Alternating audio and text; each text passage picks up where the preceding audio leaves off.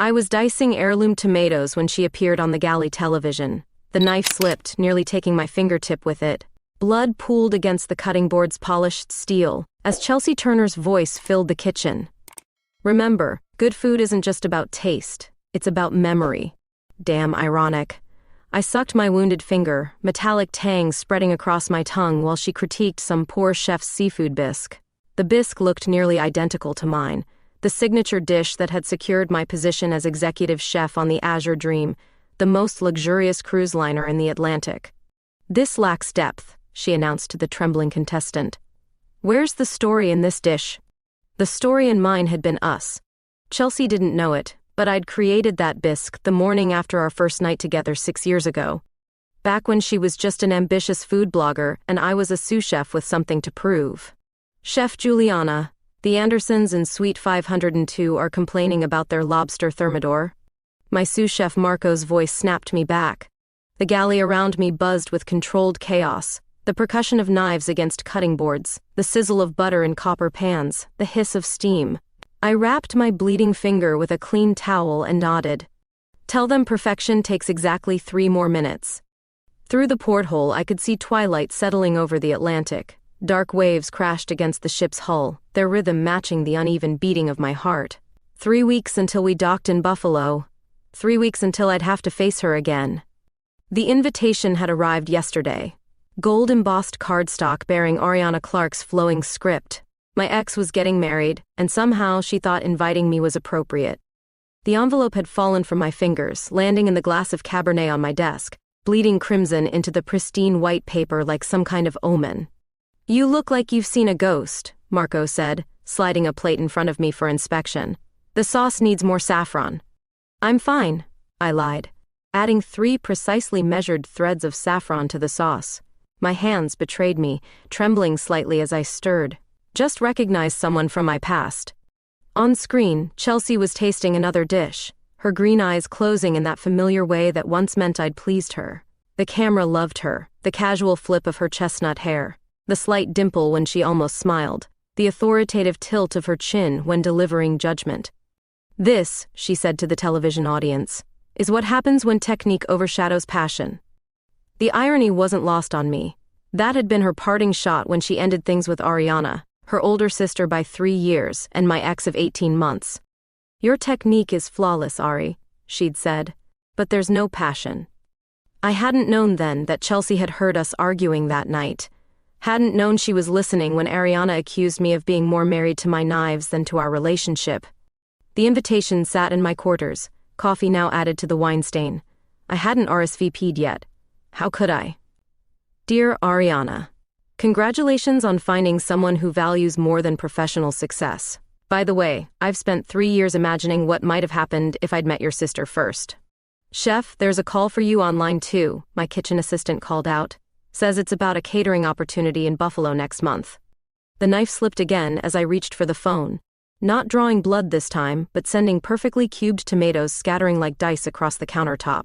Something in my chest tightened, the universe dealing cards from a stacked deck.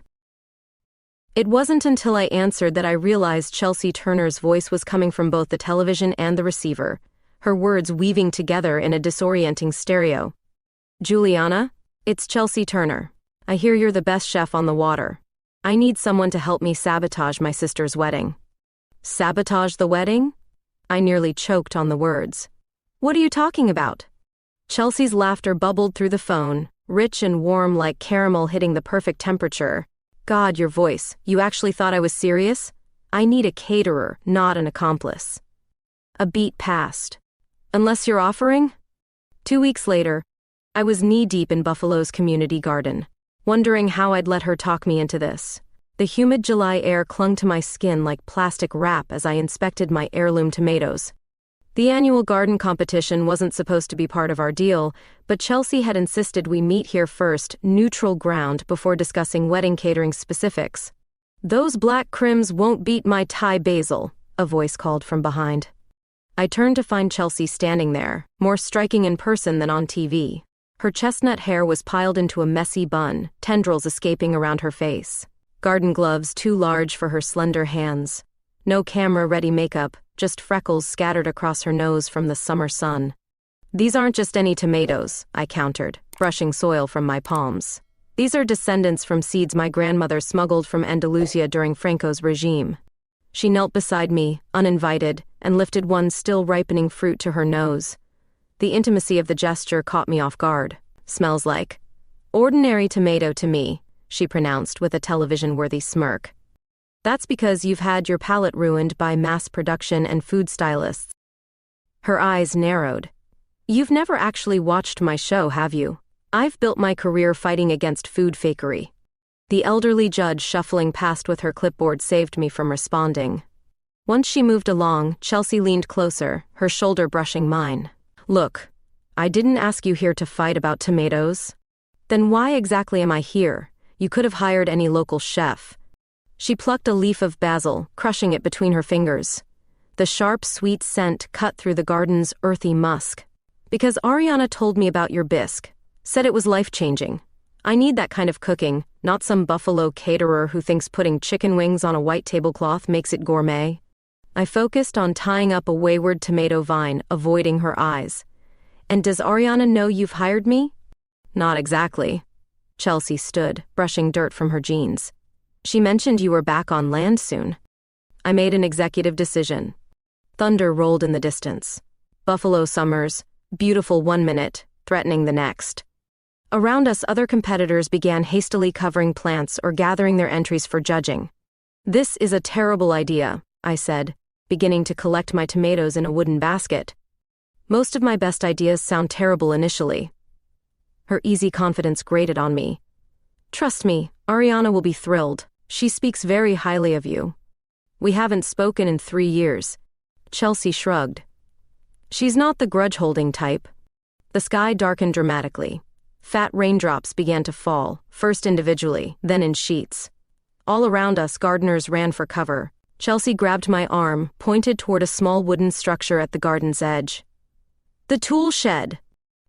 We sprinted through rows of vegetables, my basket of tomatoes clutched against my chest. By the time we reached the shed, we were both soaked.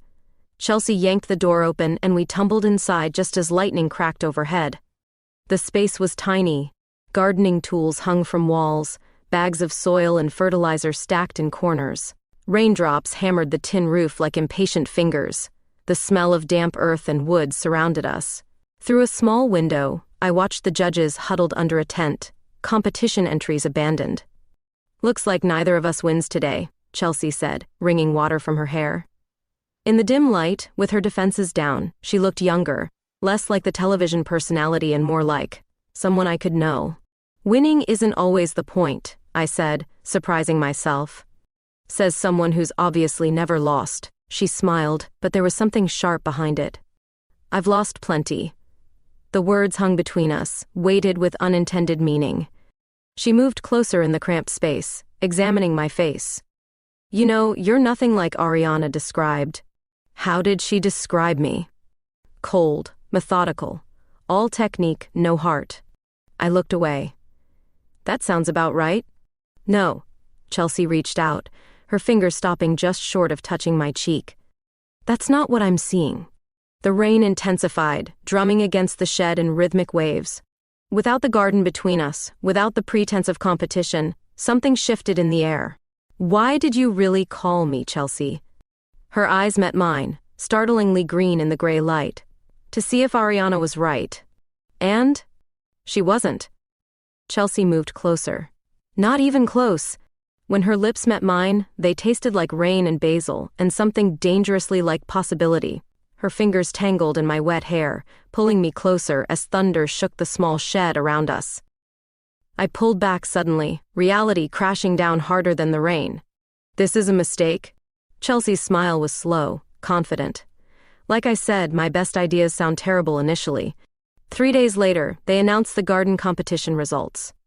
Somehow, improbably, we'd both won in our categories. What the judges didn't know was that by then, I'd already lost something far more valuable than any competition, my resolve to keep my distance from Chelsea Turner. The wedding venue was exactly what you'd expect from Ariana, a renovated industrial space with exposed brick walls, massive windows overlooking the Buffalo waterfront, and enough designer touches to scream, I have exquisite taste, without saying a word. Just like her. I stood in the catering kitchen, mentally arranging my station while pretending I wasn't watching the clock. Chelsea was 20 minutes late for our menu tasting. She had texted running behind traffic 15 minutes ago. The place smelled of lemon cleaner and possibility, the surfaces gleaming stainless steel, untouched by the hundreds of wedding meals that would be prepared here. "Jules, you're really here." I turned to find Ariana rushing toward me, arms outstretched. 3 years had changed her. Her trademark auburn hair was shorter, more sophisticated. She looked happy. I wasn't prepared for how much that would sting. "Hey, Ari." The nickname slipped out without permission. Her perfume was different, something with vanilla notes instead of the citrus she used to wear. She embraced me like no time had passed, like I hadn't walked away from our relationship after one too many fights about my career priorities, like I hadn't missed her sister's lips against mine every day since the garden shed. "I still can't believe Chelsea convinced you to do this," Ariana said, pulling back to examine me. "You look good. The sea agrees with you." Before I could respond, Chelsea walked in, wind-blown and carrying what appeared to be 3 iced coffees. "Sorry I'm late. Bride's coffee order took forever." She handed one to Ariana, then extended one to me. 2 pumps of hazelnut, no cream, right? The fact that she remembered how I took my coffee from a casual mention weeks ago shouldn't have affected me. It did. Ariana looked between us. "You two have gotten chummy." "Purely professional," Chelsea said quickly. Too quickly. "Chef-host confidentiality," I added, taking the coffee. Our fingers brushed, and Chelsea maintained eye contact a beat too long. Ariana didn't seem to notice. "So, what deliciousness are we tasting today? Please tell me there's seafood." "Chelsea never lets me eat seafood on camera. Says it makes me look too messy." "That's not," Chelsea started. "I've prepared 3 options," I interrupted, gesturing to my coolers. "Including a seafood tower with butter-poached lobster." Ariana clapped her hands like she used to when excited. The familiar gesture made something twist in my chest. "Perfect. Dylan will love that. He's from Maine, practically has lobster blood." Dylan, her fiancé. The name had appeared on invitations and in Chelsea's texts, but hearing Ariana say it with such affection made him real. Made all of this real. I busied myself unpacking ingredients while they chatted about wedding details. The sisters had the same animation when they spoke, the same tendency to talk with their hands, though Chelsea's gestures were more controlled, more conscious of the camera that usually followed her. "Where's your film crew today?" I asked Chelsea once Ariana stepped away to take a call. "Day off." Chelsea moved closer, watching me arrange greens for the salad course. "This isn't for the show. What is it for, then?" I kept my voice low. Her gaze dropped to my hands. "I told you, Ariana deserves the best." "And that's me? For cooking?" "Absolutely." Something unspoken hung between us. I could still feel the phantom pressure of her lips from that day in the garden shed. We hadn't discussed it, had proceeded with wedding preparations as if nothing had happened. But in texts and calls discussing menu options, there had been moments, pauses that lasted too long, laughter that came too easily.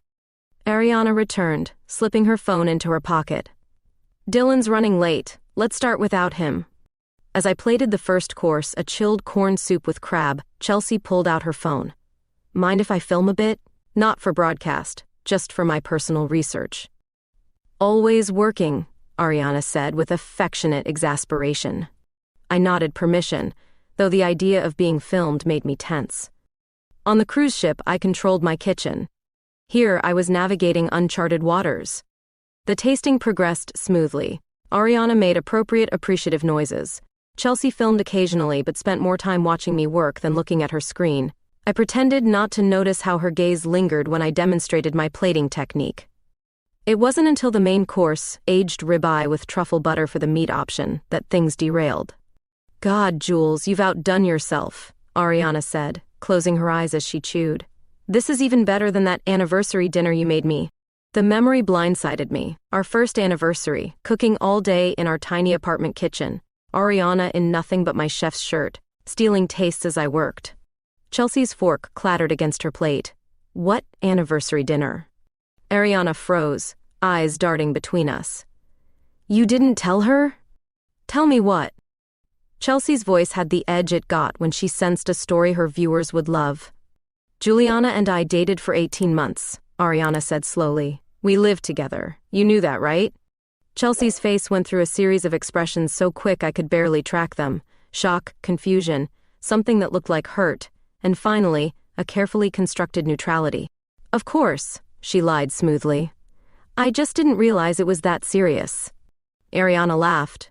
We were practically engaged. Would have been, if someone hadn't been more committed to her knives than to me.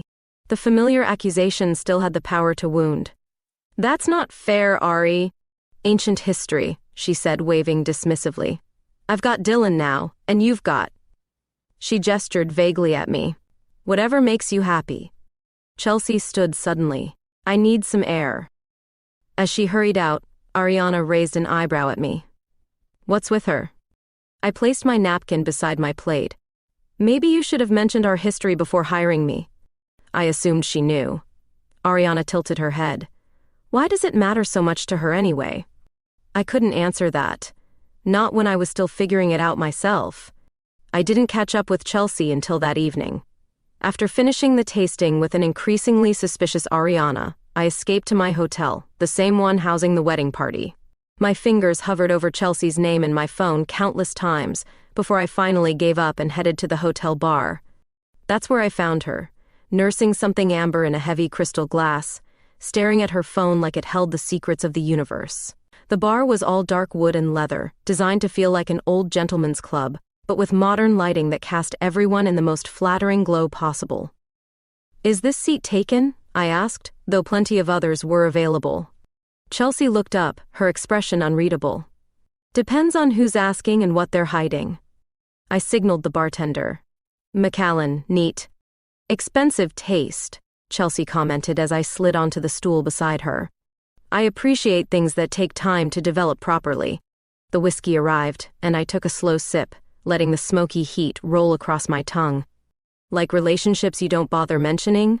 Her voice was light, but her knuckles were white around her glass. You never asked. Right. Chelsea laughed without humor. Standard first date question. By the way, have you ever dated my sister? The word date hung between us. What we'd been doing, menu planning, texting late into the night about canapé options, that moment in the garden shed, none of it had been labeled. Would it have mattered? I asked. Chelsea swirled her drink. I don't know. Maybe. Around us, the bar had begun to fill with the after-dinner crowd. A piano player started up something moody and jazz-adjacent in the corner.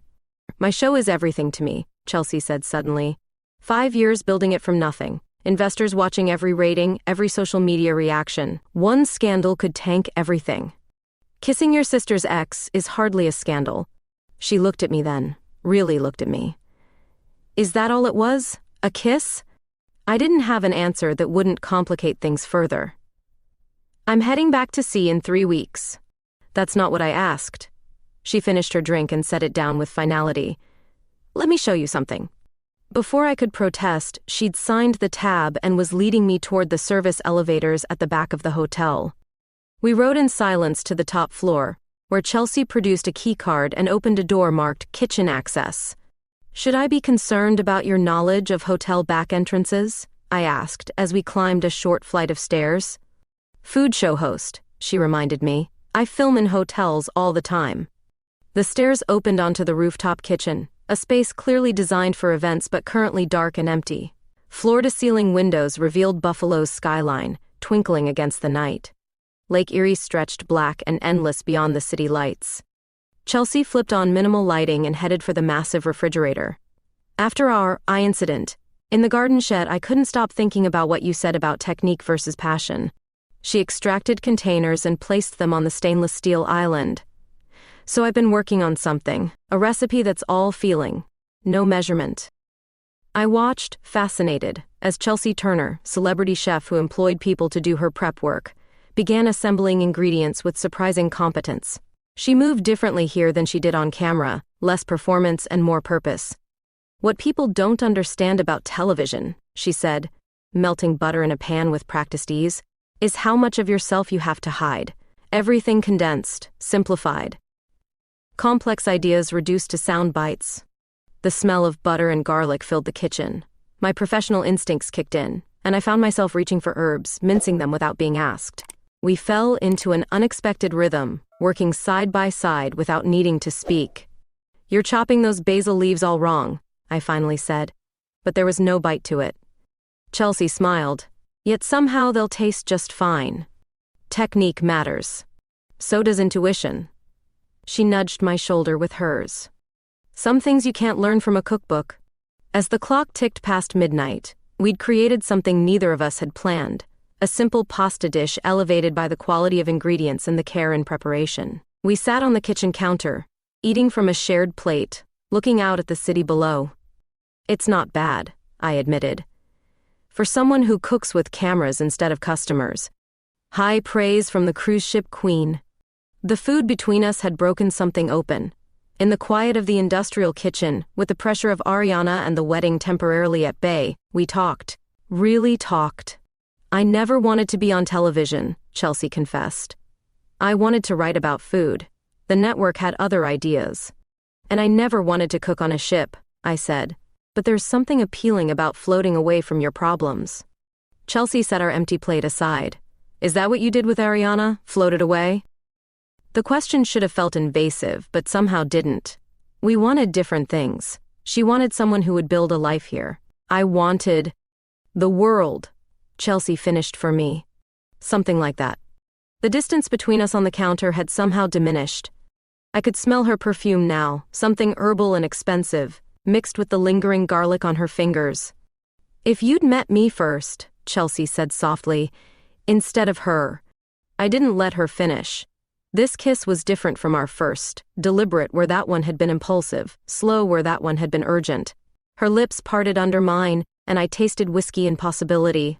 When we broke apart, her eyes remained closed for several heartbeats. "This complicates things," I whispered. Chelsea opened her eyes, green and clear even in the dim light. "I've built a career on making complicated things look simple." She traced a finger along my jawline. "But this, I don't think there's a quick edit that makes this easy." "No," I agreed, catching her hand in mine, "there isn't." But as the city lights glimmered below us, and Chelsea moved back into my arms, I wasn't sure I wanted easy anymore anyway.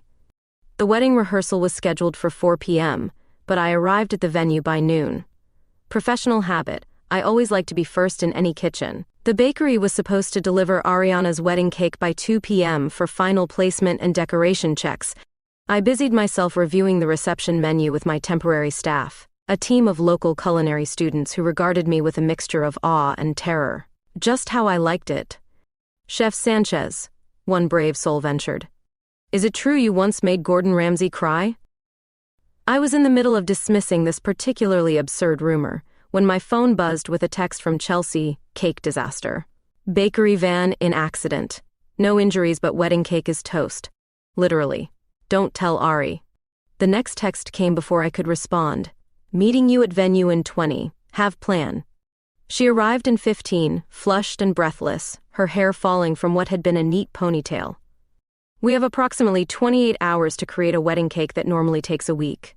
"That's impossible," I said, already mentally calculating ingredients and timing. Impossible is just a word people use when they don't want to try hard enough. Chelsea set her bag on the counter and pulled out a sketchbook. "I've made 5 emergency wedding cakes for my show. I have designs, recipes, everything. We just need hands and ovens." I looked at her, genuinely disheveled for the first time since I'd known her, completely focused on saving her sister's wedding, and felt something shift inside me. "You really do care about her," I said softly. Chelsea looked up, surprise in her eyes. "Of course I do. She's my sister." The simplicity of it struck me.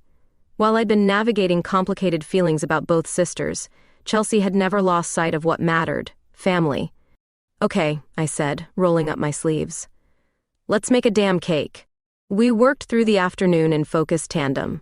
Chelsea sent the culinary students on ingredient runs while we developed a compressed timeline. 5 tiers, hand-piped buttercream, sugar flowers that would need to dry overnight. "The bottom tier needs more cardamom," I insisted after tasting the first test batch. "More cardamom will overpower the rose water." Chelsea measured precisely, contradicting her earlier claims about cooking by feel. Not if it's properly balanced. Our professional disagreements had an edge that somehow made the attraction between us sharper. By evening, we'd fallen into a rhythm. Chelsea handling the delicate work of flower formation, me managing the structural elements that required precision. The culinary students had long since departed when midnight struck. We'd completed 3 tiers, with 2 more to go before dawn. "Let's take a break," Chelsea suggested, stretching her back. 10 minutes? We sat on flour-dusted counters, drinking coffee that had grown cold hours ago. "You're good at this," I admitted. "Better than your show suggests." She raised an eyebrow. "So, you have watched it?" "Research," I said, not meeting her eyes. "Right," Chelsea smiled. "Well, you're exactly as good as your reputation suggests, maybe better." The kitchen was quiet, except for the hum of ovens and the occasional click of cooling cake racks. In this light, with smudged flour on her cheek and intensity in her eyes, Chelsea looked nothing like her camera-ready self. She looked real. "We should get back to work," I said, but didn't move. "We should." She didn't either. The kiss, when it came, tasted of coffee and sugar and shared purpose. Her hands found my hair, mine settled at her waist, and for several minutes, the wedding cake was forgotten.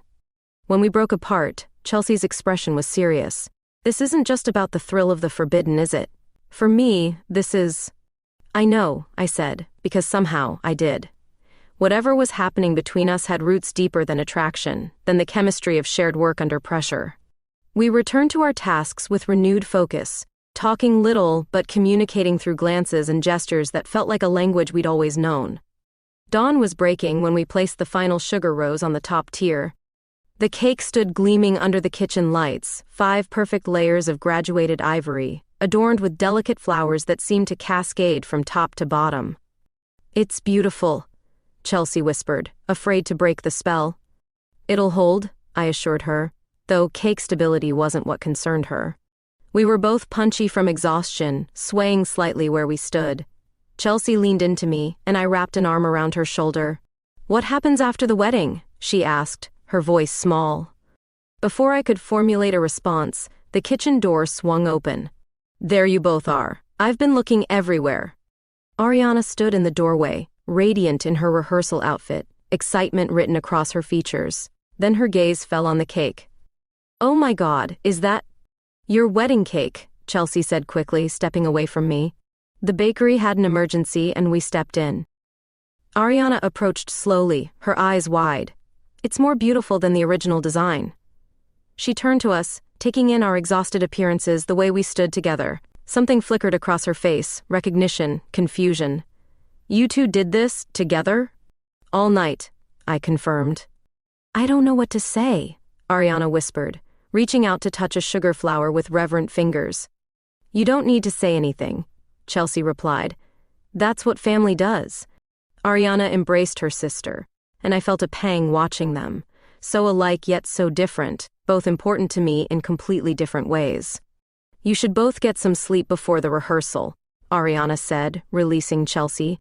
"You look terrible," Chelsea laughed. "Thanks a lot." "I mean it," Ariana insisted. "I need my sister and my chef at their best."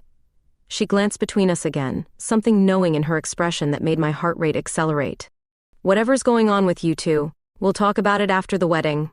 The door closed behind her, leaving Chelsea and me alone with the cake and the weight of what Ariana might have seen. "Do you think she knows?" Chelsea asked quietly. I thought of the way Ariana had looked at us, at the subtle shift in her expression. "Yes," I said simply. "I think she does."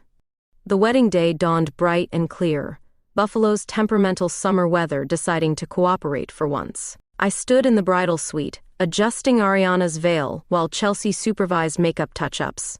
We hadn't spoken about the almost kiss Ariana had interrupted, or what her knowing look might have meant. We'd been too busy with final preparations, too surrounded by bridesmaids and relatives and wedding planners. "Are you nervous?" I asked Ariana, smoothing an invisible wrinkle from her gown's bodice. "Not about marrying Dylan," she replied, eyes meeting mine in the mirror. "He's the surest decision I've ever made." The implication hung between us, unlike her decision about me years ago. I swallowed against a sudden tightness in my throat. He's a lucky man. I know. Ariana smiled, then lowered her voice. Can I ask you something, Jules? My hands stilled on her veil. Of course. Are you happy? Really happy? The question caught me off guard. Chelsea chose that moment to glance over, her eyes locking with mine across the crowded room. I'm getting there, I answered honestly. Ariana's gaze followed mine to her sister, her expression softening into something I couldn't quite read. Before she could say anything more, her mother bustled in with champagne and declarations that we were running behind schedule. The ceremony itself was a blur of tulle and tears and perfectly executed timing. I stood with the other bridesmaids, a last-minute addition at Ariana's insistence, and watched my ex-girlfriend marry a man who looked at her like she hung the moon. Beside me, Chelsea dabbed at her eyes with a monogrammed handkerchief, her usual composure cracking just enough to reveal genuine emotion. As Ariana recited her vows, I found myself not dwelling on what might have been, but on the woman standing next to me, and what might still be. When Dylan kissed his bride, Chelsea's pinky finger brushed against mine. So briefly, it could have been accidental. It wasn't. The reception began with appropriate fanfare. My kitchen team executed the menu flawlessly, the seafood tower drawing gasps of appreciation, the entrees timed perfectly, the cake standing proud on its display table. I was making a final inspection of the dessert course when Chelsea appeared at my elbow. Everyone's asking for the chef. You should take a bow. That's not why I cook. I know. Her voice softened. It's one of the things she stopped herself. One of the things that makes you different. The slip was tiny, but it expanded in the space between us, filling the kitchen with unspoken possibilities. Chef, we need more champagne flutes, one of my assistants called from across the room. I'll handle it, Chelsea said quickly. Storage closet down the hall, right? She disappeared before I could respond. I finished my inspection and headed back toward the reception, only to pass the storage closet with its door slightly ajar. A hand shot out, grabbing my wrist and pulling me inside. The space was small, dimly lit by a single bulb, filled with extra chairs and linens and glassware. Chelsea stood before me, her bridesmaid's dress catching the light like copper flames. I couldn't wait any longer, she said simply. For champagne flutes? I teased. For this. She moved into my arms like she belonged there, her lips finding mine with purpose and heat that made my knees weak. I backed her against the shelving, hearing glassware rattle dangerously as my hands traced the curve of her waist. We shouldn't, I murmured against her neck, not meaning it. Tell me to stop, she challenged, knowing I wouldn't. Her fingers tangled in my hair, destroying the careful styling I'd managed for the ceremony. I couldn't bring myself to care as she pressed closer, the soft curves of her body fitting against mine in ways that made thinking impossible. Chelsea, I breathed. What are we doing? She pulled back just enough to meet my eyes. Something that started the moment we met. The truth of it washed over me, how each interaction, from the garden competition to the kitchen at midnight, had been leading us here. Not just physical attraction, but recognition of something essential in each other. Your sister? We'll understand, Chelsea insisted. Eventually, as if summoned by her mention, a voice called from outside. Chelsea, the photographer needs you for family shots. We froze. Foreheads pressed together, breathing hard. 1 minute, Chelsea called back, her voice impressively steady. When the footsteps receded, she straightened my collar with surprising tenderness. We'll continue this discussion later. This didn't feel much like discussion, I pointed out, earning a smile that promised more. Chelsea reached for the door handle, then paused. Jules? This isn't a fling for me. Whatever happens next, I need you to know that. Before I could respond, she slipped out, leaving me alone with lipstick smudged across my mouth and a heart beating too fast to be contained. I took a moment to collect myself, then grabbed the champagne flutes we'd supposedly been seeking and headed back to the reception. I found Ariana first, radiant in her husband's arms as they swayed to their first dance. There you are, she said when the music ended. People are raving about the food. I'm glad, I replied, hoping my face didn't betray where I'd been. Her expression softened. You know, when Chelsea suggested hiring you, I was worried it would be awkward. But seeing you here, part of this day. She squeezed my hand. I'm glad things worked out the way they did. Across the room, Chelsea emerged from a crowd of well-wishers, our eyes meeting over the dance floor. The look she gave me was equal parts question and promise. So am I said, meaning it more than Ariana could possibly know. The photo appeared in the Buffalo Chronicle's Society pages first. By noon, it had spread to 3 national tabloids and was trending on Twitter. Chelsea and me emerging from the storage closet at different moments, but clearly disheveled. The headline: Food Network stars secret wedding sauce? I was still asleep when my phone exploded with notifications.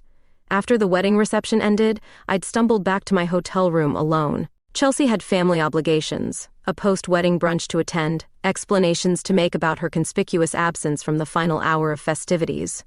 The first message I saw was from Marco aboard the Azure Dream. Boss, you're famous, not in a good way. The second was from Chelsea. Don't panic, calling my publicist, stay in your room. The third, most worryingly, was from my cruise line's executive office. Please contact HR immediately regarding recent media appearances. I sat up, head pounding from too much celebratory champagne, and Googled Chelsea's name. The results made my stomach drop. There we were, Chelsea's lipstick smudged, my hair a disaster, looking precisely like what we were, 2 people who couldn't keep their hands off each other at an extremely inappropriate time. My phone rang. Chelsea's face appeared on the screen. Have you seen? She asked without preamble. Just now, I replied, voice still rough with sleep. How bad is it? My producer called. Sponsors are concerned about the family-friendly image of the show.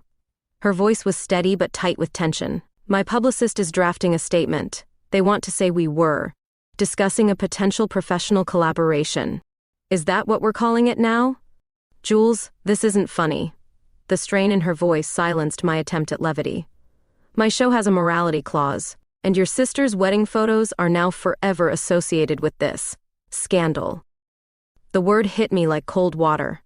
In the harsh morning light, what had felt inevitable and right now seemed reckless and selfish. What do you need me to do? I asked. Nothing. That's the problem. Chelsea sighed. My team wants me to distance myself, say it was a momentary lapse of judgment. Was it? Silence stretched between us. No, she finally said, but my career. I understand, I interrupted, though the words tasted bitter. You have more to lose. That's not what I meant. Isn't it? I rose, pacing the hotel room. Your show, your reputation, your brand, they all matter more than whatever was happening between us. That's not fair, Chelsea protested. We never defined what this was.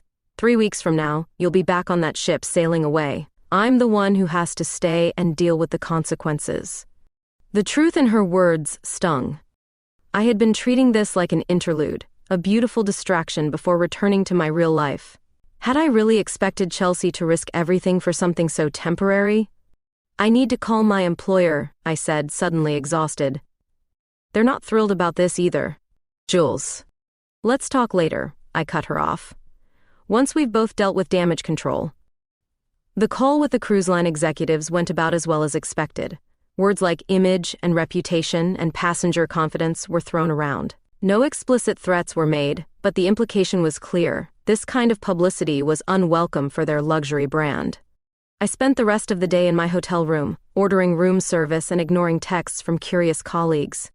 By evening, Chelsea's publicist had released a statement describing our close professional relationship and creative partnership that had been misinterpreted by opportunistic photographers.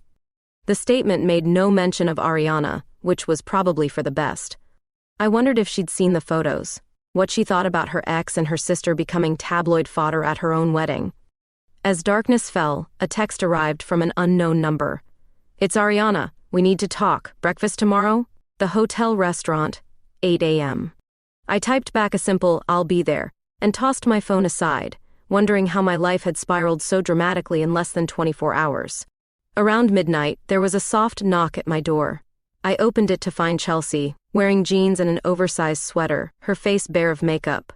Can I come in? She asked quietly. I stepped aside wordlessly. She entered, keeping a careful distance between us. My publicist says the story is already losing steam, she said, perching on the edge of the desk chair. Some celebrity couple announced their divorce. We're old news.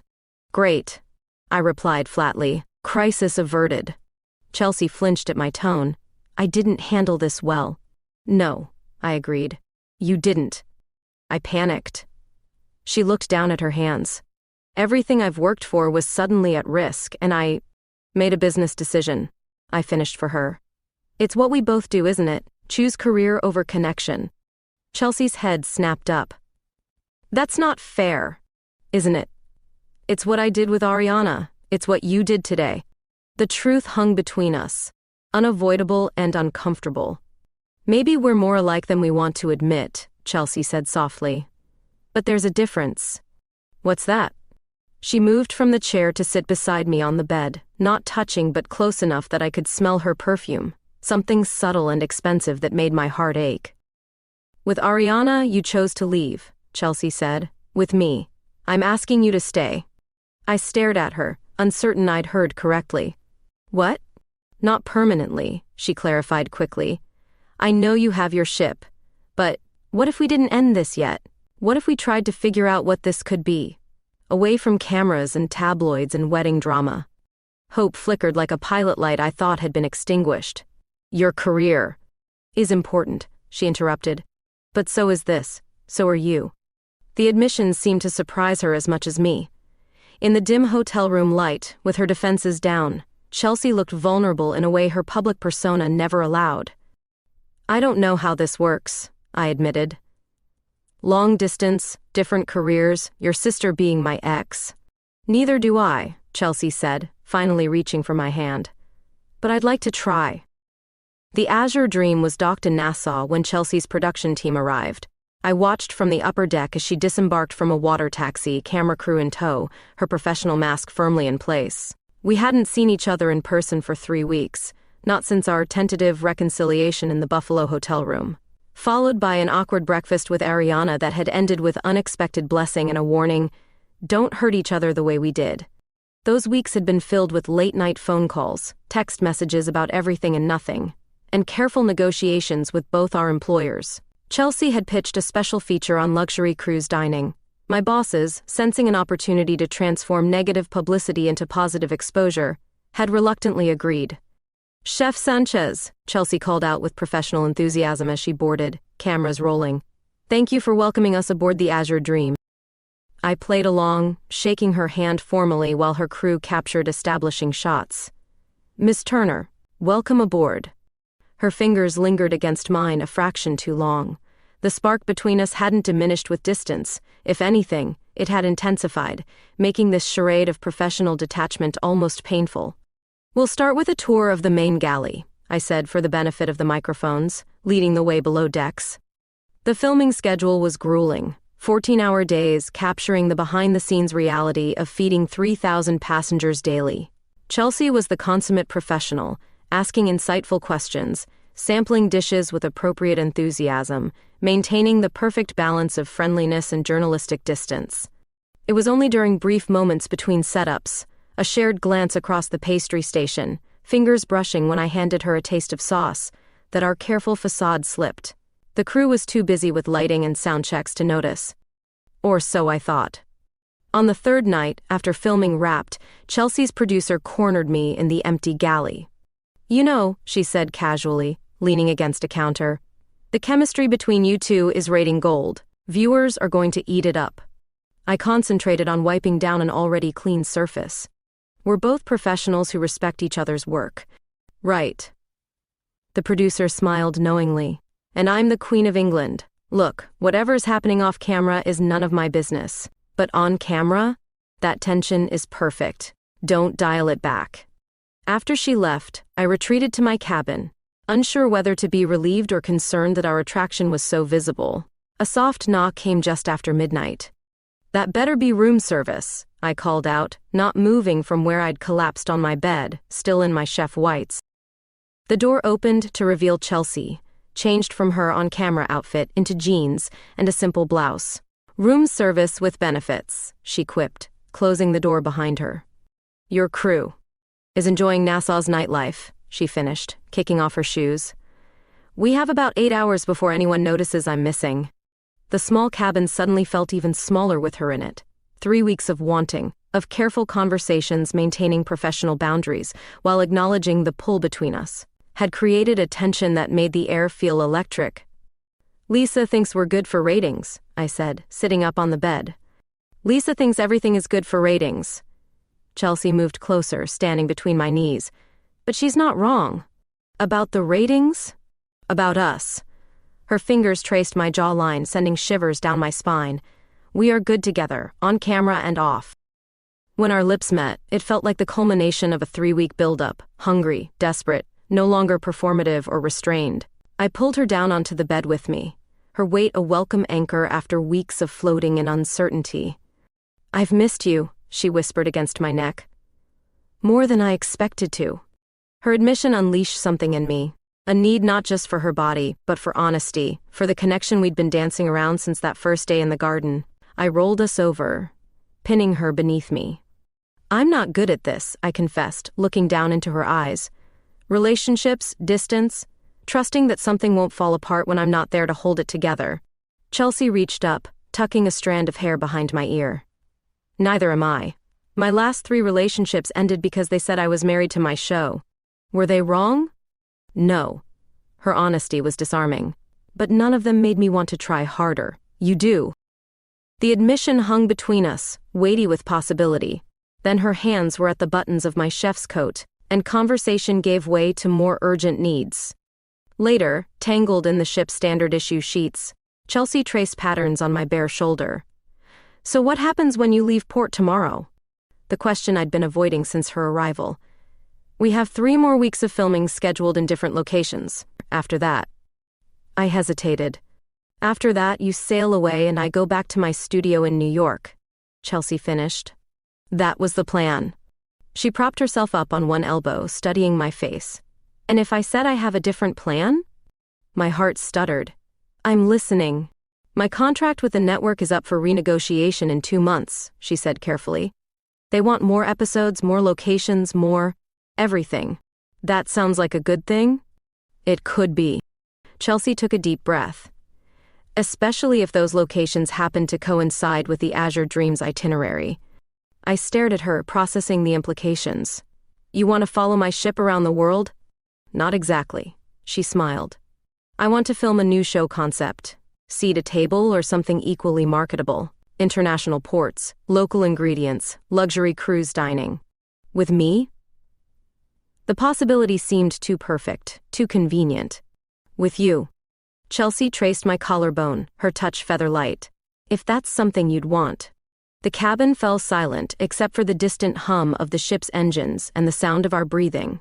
I thought about my life before Chelsea, the controlled precision of my galley, the careful distance I maintained from everyone, the satisfaction of a perfect dish paired with the emptiness of having no one to share it with. "What if it doesn't work?" I asked finally. "The show. Us." Chelsea's gaze was steady. "What if it does?" 1 year changes everything and nothing. The morning sun filtered through linen curtains as I surveyed the small patch of garden behind my Buffalo rental house. My tomatoes were coming along nicely, deep crimson fruits hanging heavy on carefully staked vines. Beside them, Chelsea's Thai basil flourished, the purple-tinged leaves catching light as the morning breeze stirred them. "You're obsessing again," Chelsea called from the kitchen window. "They won't grow faster with you staring at them." "Professional surveillance," I countered, taking one last look before heading inside. The smell of coffee and freshly baked croissants greeted me, Chelsea's morning ritual whenever we were on land. In the years since Nassau, our lives had transformed in ways neither of us had fully anticipated. Seat a Table had become the Food Network's highest-rated news show, following Chelsea and me through Mediterranean ports, Caribbean islands, and Alaskan coastlines. Viewers couldn't get enough of our on-screen chemistry, which network executives had cleverly marketed as a culinary partnership, rather than the romance it truly was. The cruise line had promoted me to culinary director, allowing more flexibility in my sailing schedule. We'd worked out an alternating pattern, 3 weeks filming on the ship, 2 weeks in Buffalo where Chelsea could access her production team's home base, and I could experiment with new recipes in peace. "The community garden called," Chelsea said, sliding a coffee my way. "They want to know if we'll both enter this year's competition again." I smiled, remembering where it had all started. As competitors or partners? That's entirely up to you, Chef Sanchez. Her tone was teasing, but I caught the undercurrent of sincerity, always giving me space, never pushing too hard. It was what made us work, this careful balance of passion and patience. I'm thinking partners this time, I replied, pulling her close. I've developed a taste for collaboration. She kissed me briefly, then glanced at the clock. We should get moving if we want to make it on time. Today marked Ariana and Dylan's first anniversary, celebrated with a garden party at their new home in Buffalo's historic district. The invitation had arrived months ago, addressed to both of us with a personal note from Ariana. From awkward triangle to happy family, life is strange and wonderful. The drive across town was comfortable silence, Chelsea reviewing show notes while I focused on the road. Occasionally her hand would find my knee, a casual touch that still sent warmth through me after all this time. Ariana greeted us at the garden gate, her smile genuine. The garden competitors arrive. I've kept Dylan away from your planting area.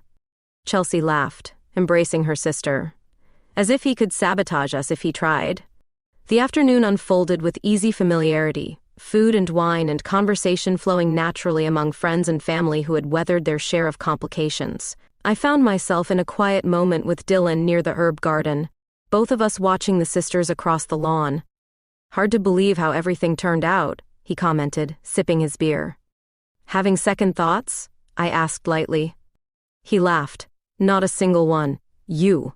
I watched Chelsea demonstrate something to Ariana with animated gestures, her whole face alight with enthusiasm.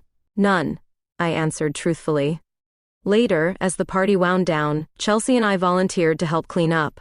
We worked in tandem in Ariana's kitchen, falling into the rhythm we'd perfected both on and off camera. So, Chelsea said casually, too casually, I've been thinking. Something in her tone made me pause, dish towel in hand. Should I be worried? That depends. She put down the glass she'd been drying and reached into her pocket. I was going to wait until the garden competition next week, but my breath caught as she placed a small velvet box on the counter between us. I'm not getting on one knee in my sister's kitchen, Chelsea said with a nervous laugh. But I am asking if you'd consider making this arrangement permanent. I opened the box with unsteady hands to find a platinum band inlaid with tiny emeralds the color of her eyes. Before you answer, she continued quickly, I should mention that the network has offered us a 3-year contract renewal, and the cruise line reached out about featuring more of their ships. So professionally, we're solid. This is just about us. Just about us, I repeated softly, sliding the ring onto my finger. It fit perfectly, catching the late afternoon light streaming through the window. Is that a yes? Chelsea's voice held a vulnerability I rarely heard. Instead of answering, I crossed to the garden door and called out to the remaining guests. We need everyone for a toast. Chelsea followed, confusion evident on her face. Ariana, Dylan, and their handful of lingering friends gathered around as I raised my glass. To unexpected beginnings, I said, eyes locked with Chelsea's. To professional rivalries that become partnerships. And to asking the right question at exactly the right time. Yes, Chelsea Turner, I will marry you. The garden erupted in cheers as Chelsea's expression transformed from confusion to radiant joy. She pulled me into a kiss that promised everything we'd once thought impossible. Stability, partnership, a future neither of us had to face alone. Later that evening, as we worked side by side in the community garden plot we now shared, Chelsea gently placed a seedling into freshly turned soil. What's that? I asked, not recognizing the plant. Something new, she answered, her ring catching the setting sun as she patted soil around the delicate roots. I thought we might try growing it together.